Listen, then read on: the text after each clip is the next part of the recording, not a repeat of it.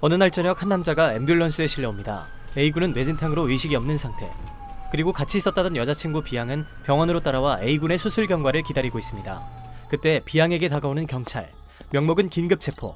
데이트 도중 생긴 언쟁과 말다툼이 몸싸움으로 번지고 그 몸싸움 도중 B양에 의해 뒤로 밀린 A군은 곧바로 난간에 머리를 박고 의식을 잃었다고 합니다. 결국 가해자, 피고인이 되어 재판대에 서고만 B양. 이 이야기는 바로 요즘 핫한 드라마 로스쿨에서 나온 에피소드 중 하나입니다. 드라마에서는 이 사건의 앞뒤 이야기를 시청자들에게 알려주기에 시청자들은 B양의 억울함에 감정이입해 사건을 바라볼 수 있지만 방금까지 알려드린 사실만 들은 사람들은 냉철하게 B양이 마땅히 피고인이라고 주장할 수 있습니다. 하지만 만약 A군이 B양에게 위협을 가했고 그 과정에서 B양이 스스로를 방어하기 위한 목적으로 A군을 밀어낸 거라면 B양의 행동은 정당방위로 간주될 수 있을까? 그렇다면 표면적으로 아직 드러나지 않은 진실 중 어떤 것들을 밝히고 주장해야 정당방위가 될 수 있을까? 오늘의 법인 카드, 드라마 로스쿨에서 나온 핫 이슈 키워드인 정당방위에 대해 알아봅니다.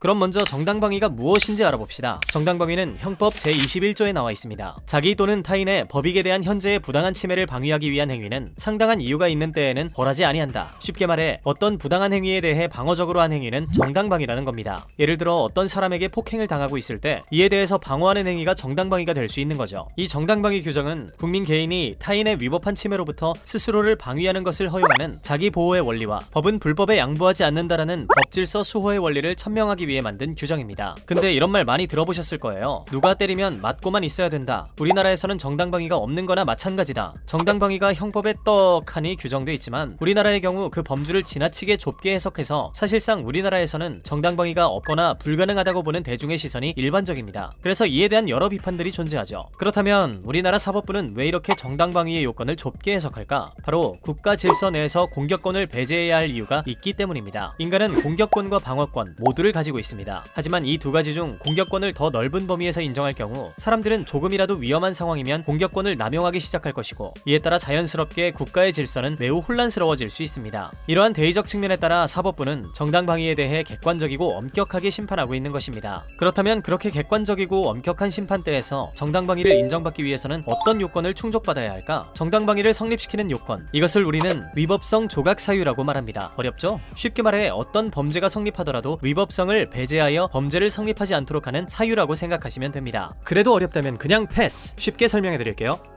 다시 형법 제21조를 살펴봅시다. 자기 또는 타인의 법익에 대한 현재의 부당한 침해를 방위하기 위한 행위는 상당한 이유가 있는 때에는 벌하지 아니한다. 여기에서 우린 현재의 부당한 침해, 방위하기 위한 행위, 상당한 이유에 초점을 맞춰서 생각해야 합니다. 먼저 현재의 부당한 침해를 봅시다. 이 부분은 종료된 침해가 아닌 현재의 부당한 침해를 말합니다. 현재 어떤 침해를 당하고 있거나 혹은 지속적으로 가해지는 위협을 받고 있어야 한다는 것입니다. 그리고 방위하기 위한 행위, 이는 공격 행위가 아닌 소극적 방어 행위여야 한다는 점, 그리고 상당한 이유, 방위 행위의 정도에 따라 그럴 만한 상당한 이유가 있어야 한다는 점입니다. 아까 말씀드린 드라마 로스쿨의 사례에 적용해 보겠습니다. A군은 당시가 이별하는 과정이었다고 말합니다. 그러면서 A군이 휴대폰 안에 있는 둘만의 영상을 지우려고 하자 B양은 이를 만류하기 시작했고 그렇게 둘의 몸싸움이 일어났습니다. 그때 마침 휴대폰이 바닥에 떨어졌고 이를 A군이 주우려고 하는 상황. 그때 B양이 A군을 세게 밀어 A군은 뒤로 밀려나 발을 헛디고 넘어지며 머리를 난간에 부딪히는 사고를 당했습니다. 만약 이 주장이 진실이라면 B양은 정당방위를 인정받기 어렵습니다. 사전에 쌍방의 폭행이 있었다고 해도 휴대폰이 바닥에 떨어지고 남자친구 A군이 이를 주우려고 하는 그 순간은 폭행이 완료된 시점이라고 볼 수 있습니다. 이에 따라 정당방위의 요건 중 하나인 현재의 부당한 침해에 충족한다고 볼 수가 없게 됩니다. 또한 휴대폰을 줍고 있는 A군을 민 것은 소극적 방위 행위가 아니며 감정을 주체하지 못하고 위협을 가한 B양의 이러한 행위는 상당한 이유가 있었다고도 보기 힘듭니다. 그래서 이와 같은 정황에서는 정당방위를 인정받기 어렵습니다. 하지만 드라마의 특성상 시청자들은 모든 진실을 볼 수 있습니다. 드라마에 나온 실제 사건의 정황은 이렇습니다. 애초부터 A군은 매일같이 데이트 폭력을 일삼던 남자친구였습니다. 이로 인해 B양이 이별의 의사를 표하자 A군은 몰래 촬영한 둘만의 성관계 영상을 유포시키려 하며 B양을 협박합니다. 이 때문에 사건 당일 B양은 이를 말리려 하다가 몸싸움을 하게 됐고 휴대폰이 떨어지자 다시 주우려고 하는 A군을 밀어내게 됩니다. 드라마상에서는 시간이 지난 뒤 사건 장소에 있던 자전거의 블랙박스가 공개돼 진실이 다 밝혀지게 되면서 B양은 정당방위를 인정받아 무죄를 선고받게 됩니다. 즉 재판부는 휴대폰을 주우려고 하는 행위 또한 휴대폰을 다시 주워서 동영상을 유포하려는 지속적 위협 위협 혹은 부당한 침해가 있다고 판단했으며 몰래 촬영한 성관계 영상을 유포하려고 했던 남자친구의 행동을 막고자 했던 B양에게는 그에 상응하는 상당한 이유가 있다고 판단했습니다. 드라마에서는 이렇게 극적으로 정당방위의 요건을 충족받아 B양은 억울한 누명을 벗었지만 실제 우리의 일상에서 정당방위를 인정받는 것은 정말 쉽지 않은 일입니다. 위 드라마의 사건과 비슷한 실제 사례를 봅시다. 7년 전부터 알코올 의존증에 걸렸던 남편 A씨, 술만 취하면 아내 B씨를 폭행하곤 했습니다. 사건 당일에도 폭행은 이어졌습니다. 술에 취한 A씨는 치매에 걸린 시어머니를 모시고 병원에 가려던 B씨의 머리채를 잡았습니다. 이에 저항하기 위해 B씨는 A씨의 손을 뿌리치고 뒤돌아 배를 걷어찼고 A씨는 그대로 뒤로 넘어져 방바닥에 머리를 부딪혔습니다. 당시에는 큰 문제가 없었으나 이튿날 A씨는 급성 뇌출혈로 의식불명에 빠졌습니다. 이에 B씨는 폭행치상 혐의로 재판에 넘겨졌고 1심에서는 국민참여재판으로 정당방위가 인정돼 무죄를 선고받았으나 항소심에서는 B씨가 A씨의 손을 뿌리친 시점에서 이미 위협 상황이 끝났다고 판단, 이후에 공격한 것은 정당화될 수 없다고 징역 1년 6개월에 집행유예 3년을 선고했습니다. 이처럼 방위 행위에 대한 상당한 이유가 있음에도 객관적 사유 중 하나인 현재의 부당한 침해에 해당되지 않는다고 판단되면 정당방위로 인정받지 못할 수도 있다는 사례가 있습니다. 이처럼 우리나라에서는 정당방위의 요건을 상당히 좁게 해석하고 있으며 이에 따라 자칫 잘못하면 피해자가 피고인이 되는 상황이 허다합니다. 그렇다면 우리나라에서는 피해 상황에서도 무조건 참으며 막고 있어야 할까? 이에 대한 예시를 잘 보여주는 것이 연예인 이태곤 씨 사건입니다. 치킨집에 있던 이태곤 씨에게 악수를 청한 두 시민. 이태곤 씨가 악수를 받아주지 않자 갑자기 폭행하기 시작했습니다. 하지만 이태곤 씨는 아무런 대응도 하지 않고 맞기만 하며 심지어 코뼈가 부러지고 피가 바닥에 흥건해질 때까지 가만히 있었다고 하는데요. 이에 대해 나중에 이태곤 씨는 본인이 조금이라도 대응을 하면 쌍방폭행이 될 걸 생각하고 그냥 참고 있었다라고 했습니다. 상대는 건장한 남성 2명인 상황. 반격을 했어도 충분히 정당방위로 인정받았을 수 있는 상황에서 어쩌면 사법부의 협소한 정당행위 인정으로 인해 이태곤 씨를 비롯한 많은 사람들이 정작 자신을 보호해야 할 위급한 상황에서 자신을 보호하지 못하고 있는 것은 아닐까 생각해보게 되는 대목입니다. 물론 정당방위를 좁게 해석할 수밖에 없는 사법부의 이유를 무시할 수는 없습니다. 국가 질서를 유지하고 개인의 공격권 남용을 막는다는 대의를 위해 우린 정당방위를 마땅히 엄격하고 객관적으로 판단해야 할 필요도 있습니다. 하지만 이런 식으로 정당방위를 좁게 해석하는 사회적 통념 아래 일반 시민들이 위험한 상황에서도 소극적 방어행위 범위 내에서 정당행위를 행사할 수 있으려면 우리 사회 안에 더욱 신뢰할 수 있는 치안 시스템이 체계적으로 뒷받침되어야 하지 않을까 생각해봅니다. 우리 개인이 위험에 빠져도 그 어느 누구보다도 국가가 우리를 빨리 구해주러 온다는 신뢰가 있고 그러한 치안 시스템이 뒷받침된 사회라면 정당방위를 지금과 같이 좁게 해석하는 것도 용인할 수 있지 않을까요? 지금까지 오늘의 법인카드였습니다.